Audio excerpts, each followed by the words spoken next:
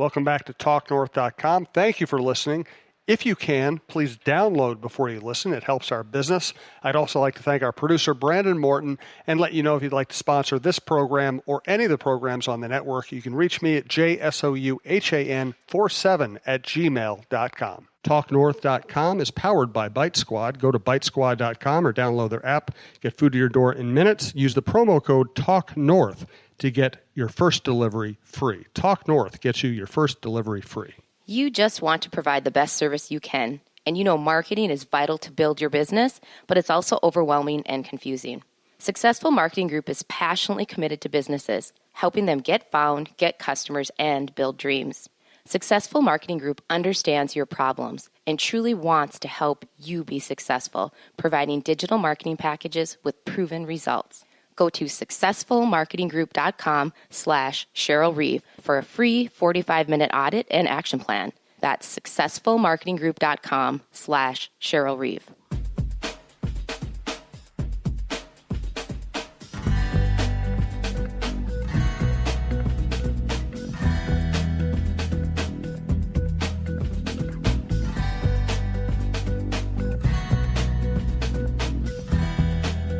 Welcome back to the Cheryl Reeve Show. This is our WNBA and other stuff show at TalkNorth.com. By the way, John Krasinski from our network is also doing great work reporting on the Timberwolves saga as we speak. We have great people across the platform. Cheryl's fantastic, but we have a lot of other good people too. Check out TalkNorth.com for our variety of shows. This show, we're going to go kind of on a deep off-season dive with the Minnesota Lynx, what Cheryl's been working on, what she thinks how some players are playing overseas, how things might come together next year. Let's start here, Cheryl. And also, thank you to Lori Ramsey and SuccessfulMarketingGroup.com. We'll tell you more about her business later. And also, Bite Squad, especially for Cheryl Reeve fans. Go to BiteSquad.com, download the Bite Squad app. Use the promo code TalkNorth, one word TalkNorth, get your first delivery free. We'd appreciate it.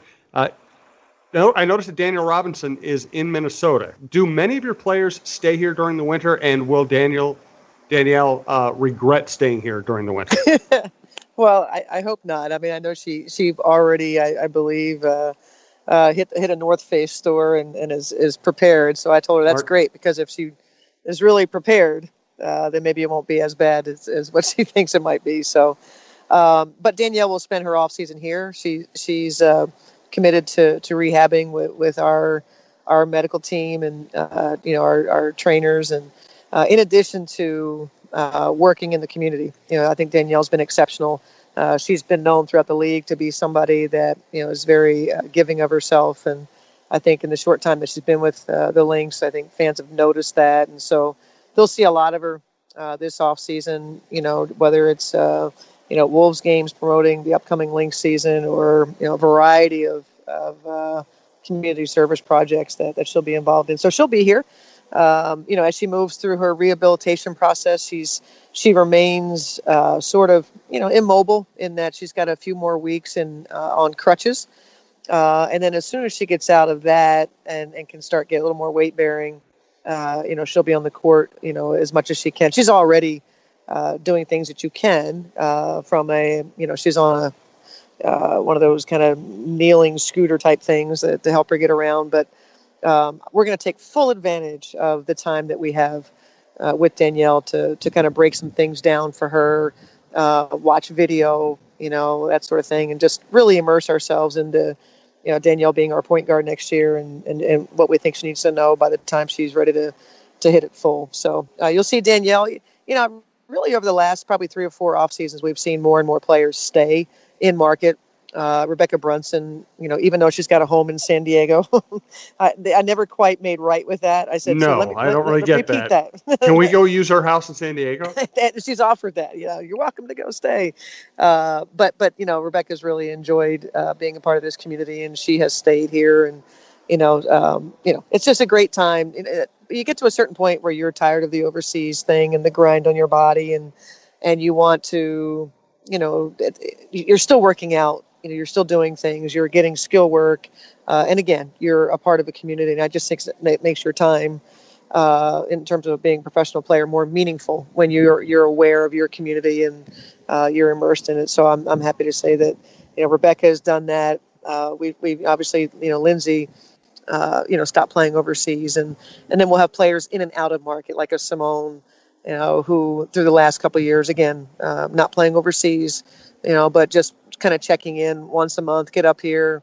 She's going to go through a procedure here in a couple of weeks, and so she'll get back and forth, as we monitor her progress and also get on the court. So you're seeing more and more of that, as players get a little bit older and they tire of the year-round play. Danielle, I think one of my favorite moments from our podcast this year was you telling me about Danielle's reaction when she got to stand at midcourt with you and Lindsay. She's got a great personality. She really does. And she's such a pleaser. And, she knows, that when you're, sort of following a legend like Lindsay, the challenges that go with that. She's got the perfect temperament for it. She's all about team first. And that in of itself is going to go a long, long ways for us. And she's got a mindset of wanting to return to the level of play, during her time with San Antonio, when they were pretty good. So it's a good time for her. And she's somebody we're looking forward to working with. Thanks to our producer, Brandon Morton. As I always suggest, if you can download before you listen, please download. It's better listening experience, better for us as well. If you'd like to sponsor the program or host the program, you can reach me at jsouhan47@gmail.com. And as always, you can subscribe at iTunes, your favorite podcast app. We do appreciate all the very passionate listeners who have made the show a success and the network a success. Who else do you want to talk about as far as, off-season plans, off-season play, off-season achievements? Well, I think big off seasons for our younger players that are thirsty, if you will, for more time on the court. And that would be Alexis Jones. That would be Temi Fagbenle. Temi had sort of emerged as somebody we counted on in the post. And, it's when Natasha Howard, when we made the deal for Natasha to go to Seattle, that created more opportunity for Temi. And, we weren't quite sure, how ready she'd be for it or not. And I thought she really rose to the challenge. And I think a big reason why she came in so confidently was because of her off season in Poland last year. And, that was a EuroLeague job. And that's a pretty good job to get for Temi, who was a third-round pick and really didn't see much time in her rookie season. So her agent did a great job getting her that opportunity where she playing against quality competition at the same time, being on the floor and playing 30-plus minutes. She played for her national team, Great Britain. And so she just was really busy last offseason and I just thought had great momentum going into the Lynx season. And she proved to be, somebody that we started to count on. And then obviously the last game of the season in LA in the playoffs, she had a huge game. And we see her as somebody that, just going to keep getting better. She's a worker. Again, she's a pleaser, wants what's best for the team, has always handled, her time. If you give her 10 minutes, it's great. If she doesn't play, she's great. If you play her 30, she's great teammate. And so she's valuable to us. And again, young players, smaller contract.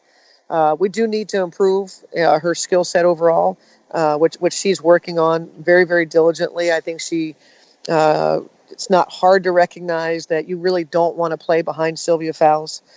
Sylvia's going to chew up, 30-plus minutes. And so you really don't want to be kind of, stuck as a 5. And Temi actually lost about 20 or so pounds last offseason. Not that we asked her to, but that's a decision that she made. She went vegan and lost a bunch of weight and really became more of a power forward for us. Capable of playing the center spot, an agile center, but again, recognizing there's probably more minutes available at the 4. And so with that comes a different skill set. You got to guard somebody different. I thought Temi struggled at times, in some of the defensive rotations and recognitions, but that's common for a younger player. And so we've talked to Temi about those things, how you can increase your overall value, how important possessions are to me.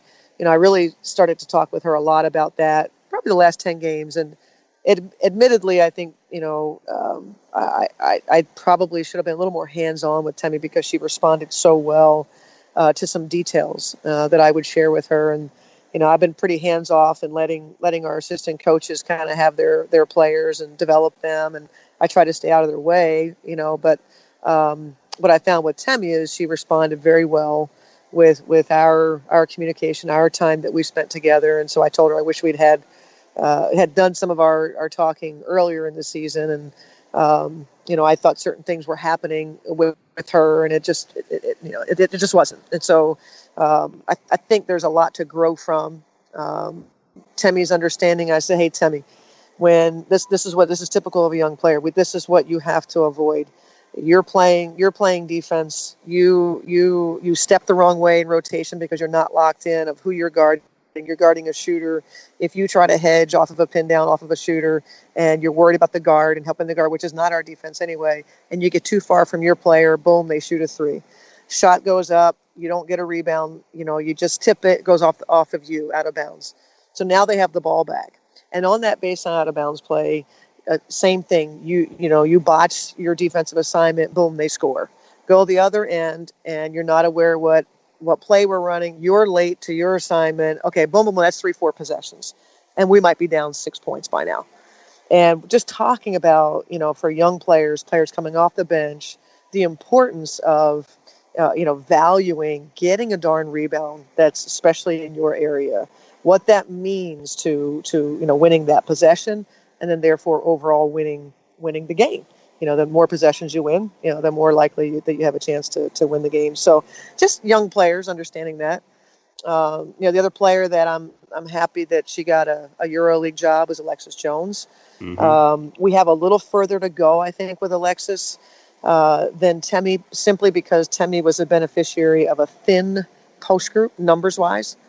So her number was called more frequently than Alexis's. And so AJ needs to be on the court. And I'm anxious to give her that time. She certainly is anxious at this point to get out there. I know that I will have to be patient with her as she grows. But we need her skill set. She's somebody that can shoot the ball. She struggled mightily defensively for our team. Again, I'm working with her on understanding how to be an efficient player. We're in communication. AJ is a great communicator. We have WhatsApp, and we go back and forth. I'm sharing with her PER numbers and things like that. Okay, well, how do you get better while you're overseas? How do you take what your team's asking you to do over there, because that's important, but also have this mindset of, hey, when I get back to the Lynx, I'm going to have an opportunity, and I want to make sure that I'm ready to capitalize on it. And so I want her to use the time that she has in practice over there in Turkey, and then also in games. And we're going to be actively monitoring her games and her production, and sharing with her, how she stacks up on her own team, how she stacks up in the competition she's playing against.